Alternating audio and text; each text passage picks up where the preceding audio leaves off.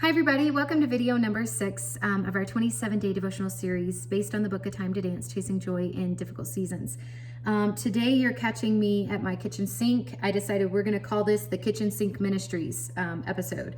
But I have some dishes to do, and I figured, I really try hard in the book to make sure that you see the real me. And so I'm just kind of inviting you into my life as we walk through these episodes. And today we're talking about chapter number 6, which is specifically about, how when we've traveled through a difficult season, sometimes our emotions can become spiritual battlegrounds as we're trying to, cling to Jesus as we walk out of those difficult seasons.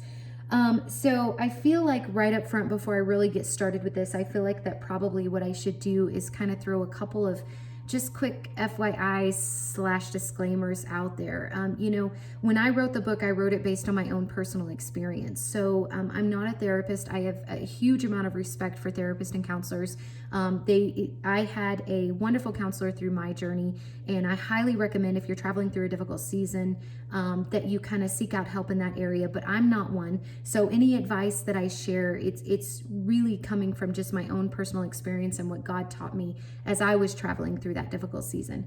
So don't take my word as a doctor's standpoint. It's really just someone who's been there, and this is truly what I learned. So emotions. I knew that I had to put a chapter in the book about emotions and emotions becoming a spiritual battleground, because it was a huge part of my journey. But if I was being honest, I would say that it's one of those things that it has still continued to be something that I'm learning and growing in every day. Emotions are a little bit more difficult because if you haven't watched the video for chapter number 4, I highly recommend you go out and watch the video for chapter number 4, because chapter number 4 talks about the labels and the brands that the enemy tries to give us and wrap around us and tell us this is who we are, and that we deserve that because of our mistakes or our difficult seasons or the pain that someone else has caused in our life. And that's a really powerful message, video number 4 is. But emotions are very different than those labels, because we can look at those labels and call the enemy a liar and say that, he has no grounds to stand there and tell us who we are in God, because only God can define us, right? So, no matter what someone else has said about you, no matter what season you've gone through, no matter what mistakes you made, the only person who gets to define you and tell you who you are and what you're worth is God. And God loves you more, with a love beyond what we can comprehend. But emotions, the enemy approaches emotions so differently, because emotions they're based on some truth often. So if you've traveled through a difficult season, you have emotions sitting there that are not lies, they're truths. And what are emotions? They're really a signal, from our heart to our brain that says, there's something here that hurts me, something here that brings me joy, something here that makes me happy, something, it's really just a signal. So emotions are often, they can be based on untruths. But a lot of times when we've traveled through a difficult season, the remnants left behind of our emotions are typically based on truths, especially if we've been deeply hurt. So the enemy uses those emotions in a much different way. Instead of using those emotions to define us, he uses those emotions to defeat us. And what do I mean by that? Well, he tells us that we are never going to be able to get beyond those emotions, that we are never going to be able to climb out of the depression we are in. We're never going to be able to climb out of this anxiety. Basically, that our difficult season has defined us to a point. I've seen a meme going around Facebook a lot, and it says something along the lines of, a lot of people say I've changed, and what I say is that a lot has changed me. And I couldn't put it any better myself. As I traveled through my difficult season, I felt like, and this is what the enemy poured into me, that there was no way out of those feelings, that I was forever trapped in those feelings because I could never rise above them, that I could be having a beautiful, wonderful day, and those feelings just creeped up even on the best days and knocked me on the floor, and I couldn't get back up. And I hated this pattern. I hated it so much. I knew I didn't want to sit there. I knew I didn't want to sit in this place where I felt so defeated by my emotions, but I could never figure a way out. And sadly, what it kind of becomes is, I think of it like my emotions directed my day. So I would wake up in the morning and I would say to myself, how do you feel today, Shannon? And then however I felt, that would direct my day. And why? Because I would water them. Because when I woke up in the morning, I would say, how do I feel today? And if I felt depressed and I felt anxious or whatever, then at that point, I would water that and say, yeah, I do feel really depressed. And this is why I feel depressed. And this is why I feel anxious. And I knew that I had a right to feel those emotions. This is not a video or a chapter to say that you don't have a right to feel and process those emotions. In fact, I am a huge advocate for going through that healing part of the process. This morning, I was thinking about this video, and it just crossed my mind. You have to feel it to heal it, right? People who compartmentalize or push it away or ignore it, I feel like it just sits there, kind of just waiting for the day that it's all going to bubble up. So I really feel like that it's okay to say I have these emotions. It's okay to say I need to process these emotions. And that's really where, a therapist comes in and a counselor comes in, or a lot of people. I love to do art journaling. I learned to sit in that space and just kind of draw whatever I felt and sit there and process that emotion. I'm a huge advocate, like I said, for heal it to feel it, or feel it to heal it. But at the same time, I couldn't outgrow that because I really allowed my feelings to direct my day. And as I went through counseling, the first counselor that I worked with, she tried to teach me how to feel the feeling and then redirect my day. And this is nothing against this type of practice. I'm just saying that for my own experience, it didn't work for me. But she would teach me mindfulness. And in mindfulness, what she would say is, when you start feeling that emotion and spiraling, I want you to look out your window. Look at what color the sky is. Look at if the leaves on the trees are moving, things like that. And I did that. But what I found in my own personal journey, and I'm a very emotional person, so there are people who are much more logic-based. I'm much more emotional-based. I felt like that feeling just sat there and waited for me until I was done with my activity and I went back to my heart. And, that's really what I want to talk to you about today, is because it's in that space that the enemy really starts to whisper, you're never going to rise above this. You're always going to be defeated by this. And there are still days he tries to tell me that now. So what I wanted to talk to you about today is kind of some steps that you can take to start giving the enemy back what is his. And the first thing you need to give him back is defeat. There's a part of the chapter where I talk about that I almost gave in to the enemy's lie that I was defeated, that I would never rise above this. And then God stepped into that moment and he said, you were crafted by my own hands. You were designed by me, and I love you too much to let this defeat you. And I'm going to help you walk out. And so, if the enemy right now is telling you that you'll never rise above whatever emotional remnants you're facing from your difficult season, just remember that the enemy has no power except what we allow him into our space to have. So we can tell him to leave and he has no choice but to leave. He has no power except what he can convince us to accept. So when you're in that moment and he's telling you you're never going to rise above this, you're never going to change, you're never going to get it, nothing's ever going to work, you're forever broken. When he's telling you all that, tell him to leave, because you have a Father who promises to heal you and bring you through this, because I'm going to use the word through.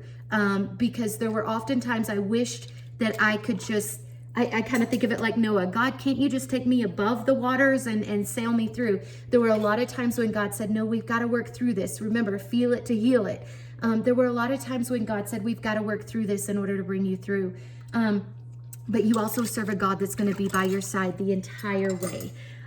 So pray over it. Another big thing that I did is, I try to remember that my feelings and my thoughts, when I water them, it produces fruit.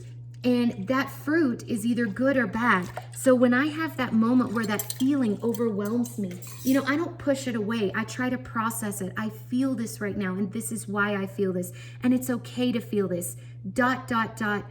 But. And then turn to something that moves you forward. So instead of watering that emotion that's when I water it, it drags me down into more depression and anxiety and defeat. I am basically, just letting the enemy pour lies into me about how I'll never be able to come out of it. But when I choose to just feel it and then say, but God's walking me through healing, or but I'm not in the same place I was yesterday. There's going to be, I would never say when it comes to walking through this journey that you're not going to have days that feel like you go backwards, or that tomorrow is going to immediately feel better. This is truly one of those areas that we have to take old habits and relearn or plant in our life new ways to process things. And I tended to be one of those people who could grab hold of a feeling, I could water it, and I could begin to totally spiral. And I had to relearn new ways to say, I feel this feeling, I'm going to process it, but at the same time, I'm going to say, but I'm not the same person I was yesterday. I serve a God that loves me. And then I take a moment and I say, God, I know that this emotion does not define me. I know that this emotion does not have the power to define my day, but I need your help to rise above it, to push through it. And there were even times when I can describe how that emotion would start wrapping around my ankles and work its way up my body. And this may sound bizarre to you, but I could feel it just creeping up me, and I was dreading it because I knew what it brought with me. I knew that I was going to go under this dark cloud for hours or even days. And there were times when I felt just weak in those moments, and I either texted a friend that knew what I was going through, or I turned to someone that cared about me and I said, I need your prayer. I need you to pray over me right now. And I'm telling you, there were times I didn't even know that person prayed for me. And suddenly I look back and I'm going, holy cow, it feels like this huge weight has just lifted off of me, because those emotions they are very, very, very real and sometimes raw, and they are a blinking light that says, hey, there's something going on in my heart right now, and they deserve your attention, and they deserve the process of walking through the feeling and the healing, and they don't deserve to be rushed in their healing. I'm not saying any of that, but they also do not have the power to define your day. And that's the part that the enemy lies to you about. Instead of saying, in chapter number 4, we talked about how he labels us, and we can say those labels are lies from the enemy. The lie that he gives you when it comes to your emotions, because your emotions often are very real. The lie that he gives you when it comes to your emotions is, he says, you're never going to rise above this, and it will always define your day. So then he taps on you every now and then and says, hey, I noticed you're having a good day. How about I remind you of this memory that will totally bring you down? Wouldn't you like to talk about it today? And then we sit there, and suddenly, boom, that memory fills our mind, and we feel that sinking feeling, and those emotions start to pour over us. But I want you to remember this. That emotion is very real. Process it, but find the roots. Find the roots. Is it dragging you into a spiritual battle where you are spiraling and the enemy is telling you you are never going to rise above it? And if it is, tell the enemy to take back what is his. Say, I'm experiencing this very real emotion, and it hurts. It hurts. And I'm going to process it. But then I'm going to look at Jesus and I'm going to say, thank you so much for your grace and your love that you pour into me. Thank you for reminding me who I am in you and where you're taking me. And thank you for holding me through this journey and through this process. And just let him do that. Let him pour everything he wants to pour into you in that moment so that you can begin the process of rising out of those emotions claiming your day or your moment, or even your season, because God's bringing you into a beautiful season. Believe that. Speak a statement of confidence over that. God is moving me into a season that is beautiful. God is taking my ashes and he is just weaving something beautiful together for me. Speak that over your life. And then just let God pour into it, and remember that he loves you and he crafted you and you are beautiful, and this season may bend you. That season may have bent you, but he is not going to let it break you. He's not going to let it break you, and be strong in that truth today. So thank you guys for doing ministry at the kitchen sink today with me. I've got more dishes to do. I'm not going to show you my before and after pile because it would be totally embarrassing. But like I said, my goal with these videos was to do real life with you. And I hope that pours through my book as well. I hope that you see who I really am through the book and through this video series. And if you want to, you can share your real life moments with me. You could share your dishes pile. Maybe it'll make me feel a little bit better about the huge pile that I got going on today. But I hope you guys have a blessed and beautiful day. Chapter number 7 is tomorrow, and I cannot tell you how excited. If you have taken a sneak peek at chapter 7, it's all about how God uses you in some of the most mundane places, some of the most day-to-day things, for things that have this incredible kingdom impact.